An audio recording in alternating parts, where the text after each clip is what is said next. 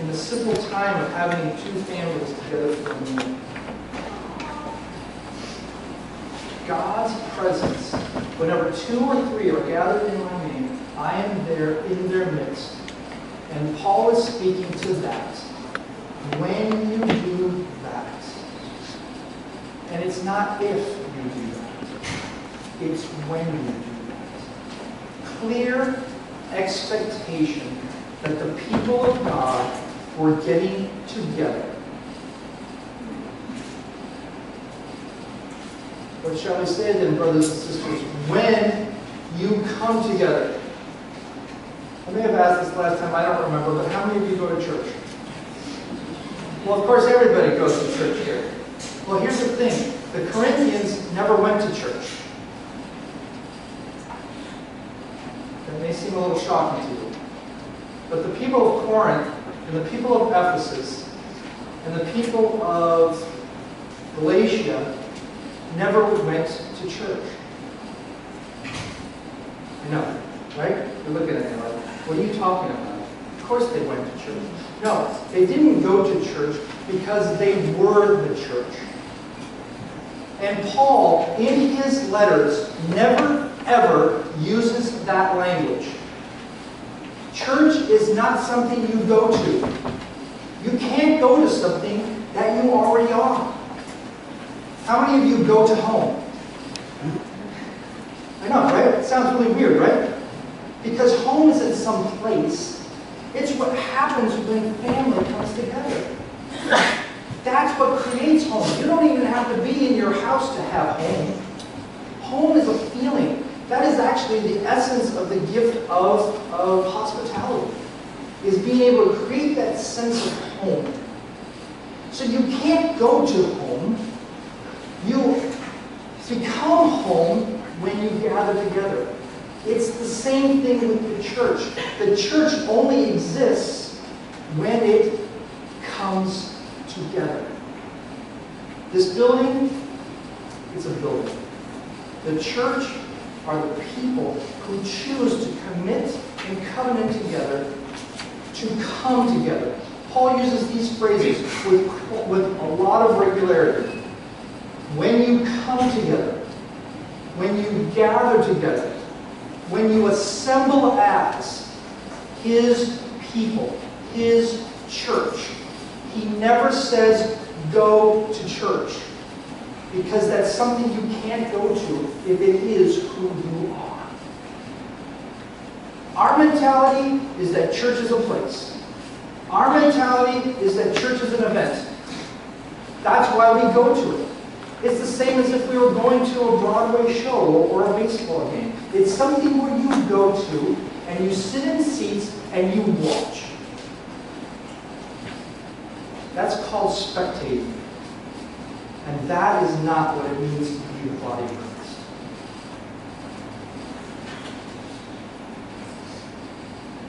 I'm going to say that again. That's called spectating.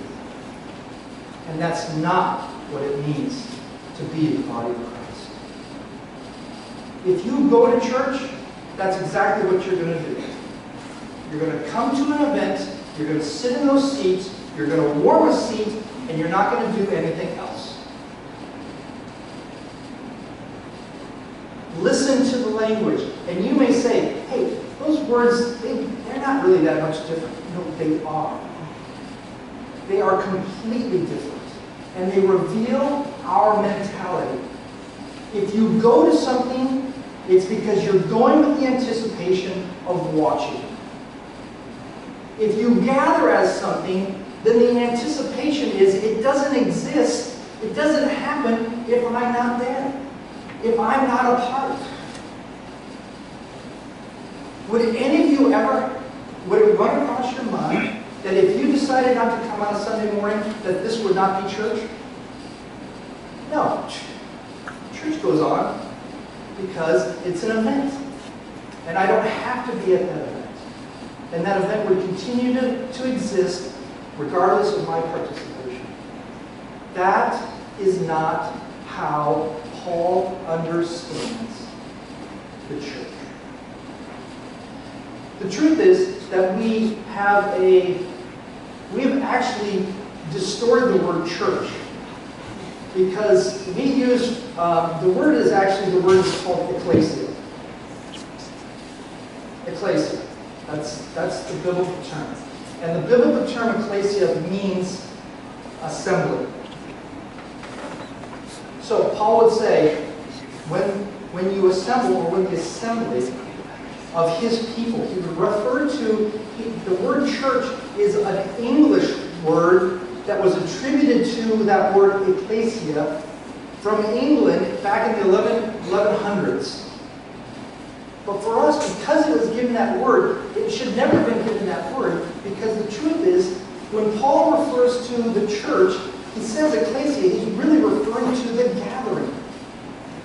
He always refers to the gathering. And the truth is, as well, that gathering is not specifically used just for God's gathering. In the New Testament, the word gathering is used for a lot of secular events as well. The riots in Ephesus, it says it's called the ecclesia. The ecclesia of the silversmiths. Now, if we were to translate that the way we do, it should be the church of the silversmiths. But we don't. We call that assembly. But yet, whenever it's the assembly of God's people, the English translation is church. Hear this, people. Paul did not think of church as an event. He did not think of church as a building. The church, as we understand it, was in the assembly of his people. When you come together, when you church, as we would translate this, when you assemble, it's a different mindset, and it's one that we have to begin to incorporate. Because if we continue to go to church, we will continue to sit, and we will continue to spectate.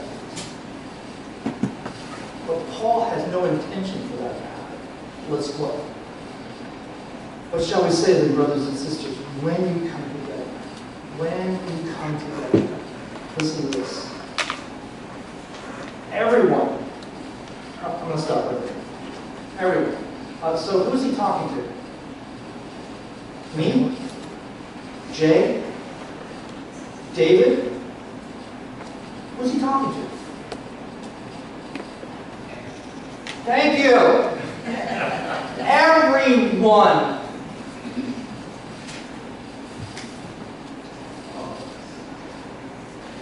Folks, when Paul sees his church come together, it involves every single person.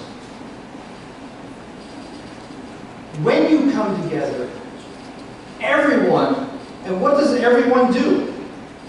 Well, it says they bring a hymn, they bring a word of instruction, they bring a revelation, or a tongue, or an interpretation.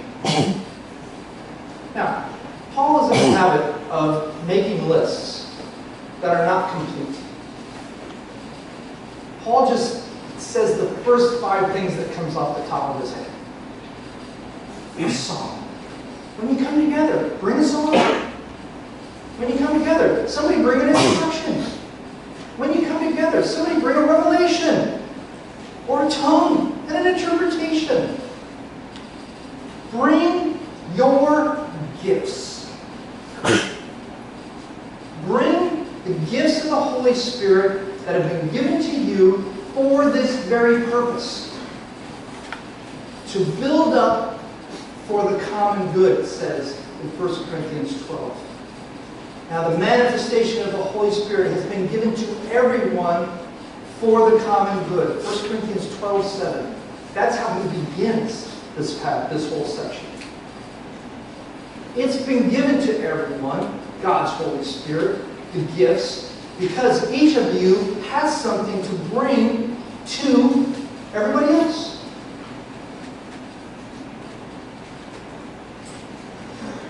And most of you are saying this also, well, that would look really weird.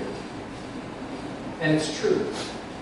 Because if even 10 of you or 20 of you were to bring something on a Sunday morning, how long would the service go? I can tell you this, we wouldn't be getting out of here by 10:45. I heard last time I went a little long, so I'll make sure I won't do that this time. You wouldn't be getting out at 10:45. You wouldn't be getting out at 12:45. If you allow that many people to bring something, it's going to take time. So, I'm going to challenge you. How do you do this? This is not description. This is prescription. This is Paul telling you what it's supposed to look like when you get together. How do you do that? The truth is, this context is probably not the best context to do it. I think Sunday mornings are great. I think they're great because they give a chance for everybody to come together.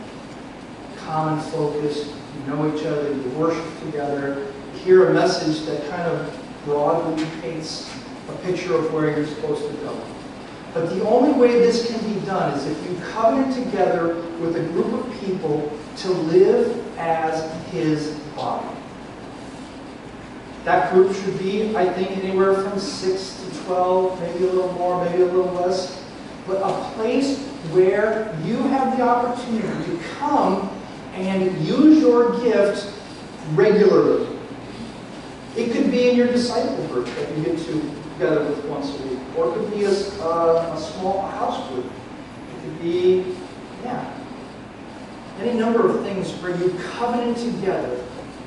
And I think that covenant is important because it's a promise to each other that you plan to do something. I'm covenanting with you that I'm going to bring the gifts that God has given to me, that I'm going to be faithful to participate in this kind of relationship. And this can't happen in this context. It has to happen out there. It's the same kind of context that's the best way for bringing the gospel to the lost. It's the best context for people to be caring for one another in a deep and profound way. And honestly, it's the only way that you can do this. Most of us tend to think as consumers. What's in it for me? What church do we pick? We choose a church based on what's in it for me. It's the American way. And last time I made the mistake of saying that you might not be so American, and I was corrected, so I'm going to assume that you're all Americans, and so therefore you're all consumerists. You approach buying a car, buying a house, your job, and your church, all in the same way. What's in it for me? This has no place for consumerism. This is not about me. It's about you. What's in it? What has God given to me for your sake?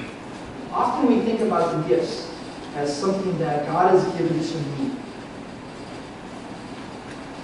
But the truth is that God gave that gift for the body. Listen to Paul as he